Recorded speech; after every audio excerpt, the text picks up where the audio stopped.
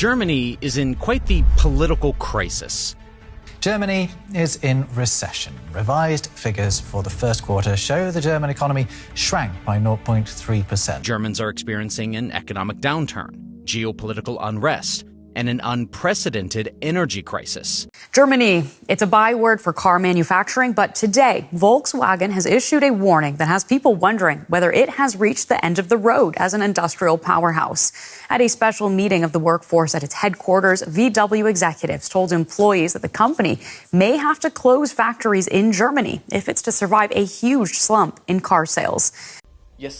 మీరు చూసింది నిజమే. ఫోక్స్ వ్యాగన్ కంపెనీ పరిస్థితి 87-year-old హిస్టరీ ఉన్న ఫోక్స్ వ్యాగన్ పరిస్థితి one of the manufacturing plants జర్మనీలో క్లోజ్ చేసే స్టేజ్లో ఉందని దాని డైరెక్టర్ చెప్పినారు. అండ్ ఇదే కానీ జరిగితే చాలా వరకు జాబ్ కట్స్ అయితే అండ్ ఫోక్స్ వ్యాగన్ కింద Porsche, Audi, Lamborghini, Scania, MAN company ఇట్లా చాలా ఆటోమోటివ్ కంపెనీస్ అండ్ దానికి ఆటోమోటివ్ సప్లయర్స్ అయితే ముడిపడి ఉన్నారు. ఏమన్నా చిన్న తేడా జరిగిందంటే మాత్రం చాలా వరకు జాబ్లు అయితే పుస్సమని పోతాయి. అండ్ దీంతోపాటు 2020లో జర్మనీ ఈ కోవిడ్ నుంచి బయటకు వచ్చింది, ఈ కోవిడ్ క్రైసిస్ నుంచి బయటకు వచ్చింది అనుకునే లోపే ఈ ఉక్రెయిన్ రష్యా వార్ అయితే స్టార్ట్ అయిపోయింది. దీనివల్ల మనకు వచ్చిన నష్టం ఏంటిదంటే గ్యాస్ అండ్ ఎలక్ట్రిసిటీ రెండు రష్యా నుంచి కట్ అయిపోయినాయి. ఇది వరకు ప్రైమరీ సోర్స్ రష్యా మనకు గ్యాస్ అండ్ ఎలక్ట్రిసిటీ ఇవ్వడం, బట్ ఇప్పుడు అది కట్ డౌన్ అయిపోవడం వల్ల వీళ్ళకి ఎనర్జీ క్రైసిస్ అయితే చాలా వరకు పెరిగిపోయింది.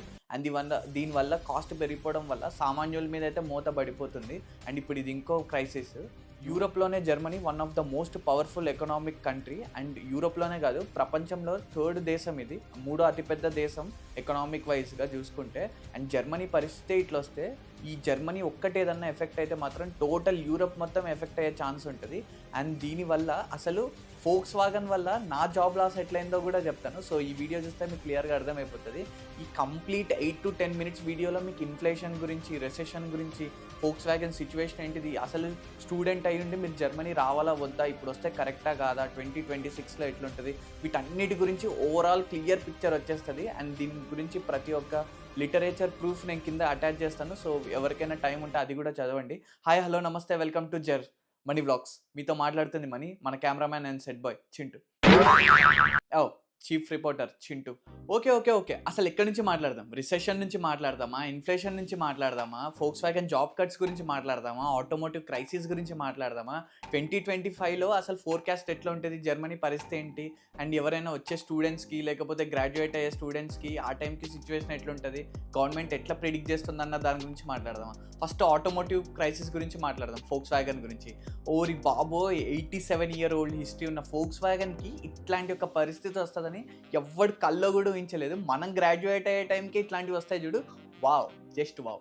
2014లో 10th క్లాస్లోకి ఎంటర్ అవుతున్నామన్న వెంటనే గవర్నమెంట్ ధడేల్ న్యూ టెక్స్ట్ బుక్స్. 2021లో మనం గ్రాడ్యుయేట్ అవుతున్నాం అన్న టైంకి అప్పటికే కోవిడ్ వచ్చేసింది, క్రైసిస్ వచ్చింది, భడేల్. ఇప్పుడేమో ఫోక్స్ వ్యాగన్ ధడేల్. ఇన్ని ధడేల్ని కూడా తట్టుకుంటామంటే ఏం గుండె రావాడిది అన్నట్టుంది. అండ్ హైలైట్ ఏంటిదంటే ఫోక్స్ వ్యాగన్ దెబ్బకి నేను ఇప్పుడు డైరెక్ట్ ఒక ఎఫెక్ట్ అయిన పర్సన్నే. సో ఆ స్టోరీ మీకు చెప్తాను, నా ఫుల్ టైం ఎట్లా పోయిందో ఫోక్స్ వ్యాగన్ ఈ restructuring and plant closure news వల్ల. అండ్ ఇప్పుడు ఏంటిదంటే ఫోక్స్ వ్యాగన్ 2022 వరకు సేల్స్ అయితే బ్రహ్మాండంగా చేసింది. ఎవ్రీ ఇయర్ 10 million కార్స్ అయితే సేల్ చేస్తూ మంచి దూసుకొని పోతుంది. And the Volkswagen's car sales హెవీగా ఉండడం వల్ల దాని సప్లయర్ కంపెనీస్, దాని ఎంప్లాయీస్, మళ్ళీ customers and Volkswagen company, so ఈ చైన్ సిస్టమ్ అంతా బాగానే నడుస్తుంది. అండ్ ఫోక్స్ వ్యాగన్లో తయారయ్యే ఎవ్రీ థర్డ్ కార్ చైనాలో కూడా అద్భుతంగా సేల్స్ అవుతున్నాయి. అండ్ చైనాలో కూడా వీళ్ళకి మ్యానుఫ్యాక్చరింగ్ ప్లాంట్ ఉంది. అండ్ ఇదంతా బాగుంది. ఇక్కడే వచ్చింది అసలైన సమస్య. ఈ చైనా గాడు ఉన్న చోట ఉండడు కదా, ఈ డ్రాగన్ గాడు ఫస్ట్ పావురంలా ఉండేటోడు, ఇప్పుడు పావులా తయారైనాడు. అక్కడ BYD అనే కంపెనీని వీడు హ్యూజ్గా సబ్సిడీలు ఇచ్చేసి, లో వర్కర్ వేజ్ అంటే లో జీతాలు ఇచ్చేసి, వాళ్ళకి ఎక్కువ వర్కింగ్ టైం ఇచ్చి చీప్గా కార్లను అయితే ప్రొడ్యూస్ చేసినాడు. ఈ BYD చైనా నుంచి ఎప్పుడైతే జర్మనీకి వచ్చిందో ఇక్కడున్న కార్లు దాని కాంపిటీషన్ అయితే తట్టుకోలేకపోయినారు. Though Chinese cars are still a small share of the total European car market, Chinese and Chinese-owned brands grew from 1% of the EV market in 2019 to about 15% in the first half of 2024. EU needs EVs to meet ambitious climate targets. China is producing millions of EVs, far cheaper than everyone else. But the sudden rush of Chinese cars into Europe has instead caused worries. So obviously BYD cost అయితే తక్కువ వచ్చేస్తుంది, ఎందుకంటే production cost ఒకటి తక్కువ, వర్కర్స్కి తక్కువ pay చేస్తారు. యూరోప్లో పరిస్థితి ఏంటిదంటే ప్రతి ఒక్క ఎంప్లాయీకి మినిమం వేజ్ అయితే పే చేయాలి గంటకి. సో ఆ కాస్ట్ని భరించాలి. అండ్ ఎనర్జీ డిమాండ్ అయితే పెరిగిపోవడం వల్ల ఎనర్జీ ప్రొడక్షన్ కాస్ట్ పెరిగిపోయింది. ఫోక్స్ వ్యాగన్కి 2 దెబ్బ ఒకటైతే, ఇంకొకటి ఈవీ ట్రాన్సిషన్ చాలా స్లోగా అయింది. అంటే ఎలక్ట్రిక్ కార్ల ట్రాన్సిషన్ చాలా లేట్గా అవుతుంది ఫోక్స్ వ్యాగన్. వాళ్ళ ఇనీషియల్ ప్లాన్ అయితే 2029కి ఇట్లా జాబ్ కట్స్ చేసి అప్పుడు ఈవీ 30-40 మోడల్స్ దించాలని ఆలోచించింది. కాకపోతే ఇప్పుడు చైనా డామినెన్స్ వల్ల ఇప్పుడు వీళ్ళు వెంటనే ఈవీకి ట్రాన్సిషన్ కావాల్సి వస్తుంది. హైలైట్ ఏంటిదంటే ఇప్పుడు వీళ్ళ డామినెన్స్ చైనాలో కూడా తగ్గిపోయింది. సరే ఇవన్నీ వదిలేసి చైనాలో ఉన్న వాళ్ళ మ్యానుఫ్యాక్చరింగ్ ప్లాంట్లో అక్కడ లేబర్తో చీప్గా వర్క్ చేసుకొని అక్కడ నుంచి జర్మనీకి ఎక్స్పోర్ట్ చేద్దాం అనుకుంది. కాకపోతే ఇక్కడ గవర్నమెంట్ మళ్ళీ ట్యాక్స్లు ఎక్కువ పెట్టేసింది. European Union countries have agreed to impose new tariffs of up to 35% on electric cars from China. That's on top of the existing 10% duties. The extra duties have been controversial and the vote in Brussels was tense. Germany voted against the measure as it fears Beijing could retaliate with its own tariffs that could hurt the German car industry. So వాడు అక్కడి నుంచి manufacture చేసి ఇక్కడికి వదిలినా, ఇక్కడ manufacture చేసి ప్రజలకు వదిలినా మొత్తానికి అదే సంసారం అవుతుంది. ఈ చైనా గాడి గురించి వద్దులే.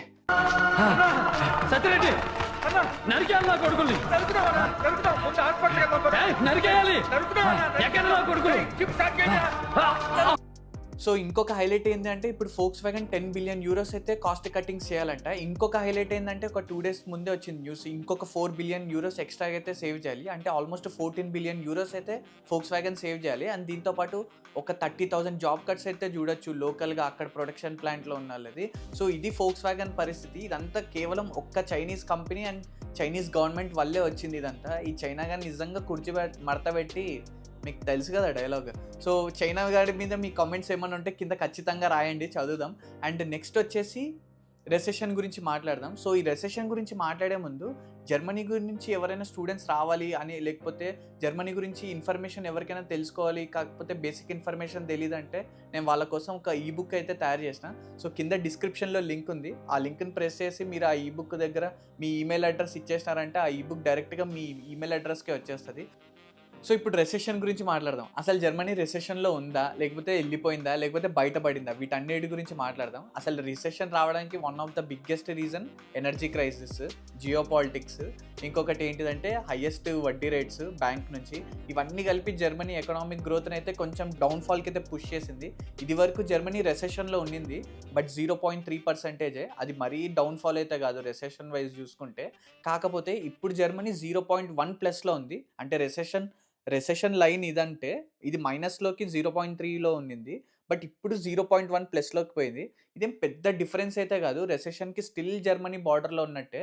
సింపుల్గా మాట్లాడుకుంటే నేను నెదర్లాండ్స్ బార్డర్కి ఎట్లున్నాను జర్మనీ నుంచి, సో జర్మనీ కూడా రెసెషన్ బార్డర్లో అట్లే ఉంది. ఇది అట్లనే ఉంటుందా అంటే నో, ఉండదు. ఎందుకంటే ఎక్స్పర్ట్ సజెషన్ ఏంటిదంటే 2025లో +1 అయితే రెసెషన్ పీరియడ్ నుంచి ఇంకా ముందుకు పోయే ఛాన్స్ ఉంది.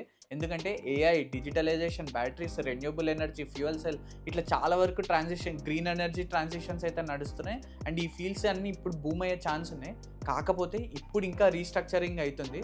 సో రెసెషన్ గురించి ఆలోచించే వాళ్ళు పెద్దగా ఆలోచించకండి, బికాస్ జర్మనీ రెసెషన్ నుంచి బయట పడుతుంది.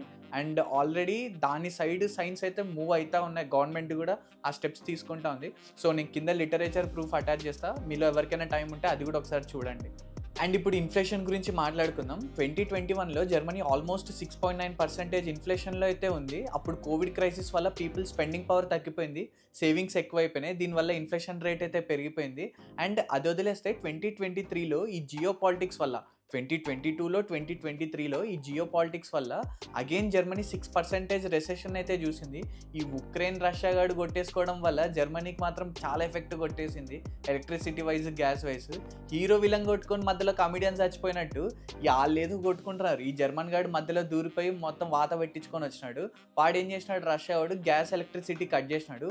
ఇది వరకు రష్యా వాళ్ళు గ్యాస్ ఎలక్ట్రిసిటీ సప్లై చేయడం వల్ల మనకి ఇక్కడ చీప్గా అయిపోయేది, కానీ వాడు అక్కడ కట్ చేయడం వల్ల ఇక్కడ సామాన్యుడి మీద భారం అయితే పెరిగిపోయింది. హ్యూజ్ సర్ప్లస్ అయితే చూసినారు ఒక్కటేసారి జనాలు. ఎందుకంటే మేము కూడా కరెంటు బిల్లు ఆ టైంలో ఎక్కువ కట్టినాం బాగా. అండ్ వింటర్ వచ్చిందంటే మనకు ఖచ్చితంగా గ్యాస్ హీటర్స్ అయితే కావాలి. సో ఆ హీటర్కి మనం ఆ గవర్నమెంట్ గ్యాస్ సప్లై చేసేటప్పుడు హ్యూజ్ కాస్ట్కి అయితే సప్లై చేసింది. అండ్ దీనివల్ల రెసెషన్ అయితే 6 pointsకి అయితే అలా వెళ్ళిపోయింది. కానీ 2024లో రెసెషన్ మాత్రం మాత్రం ఇప్పుడు 2.4కే పడిపోయింది. ఒకటేసారి 6% నుంచి 2.4%కి పడిపోయింది.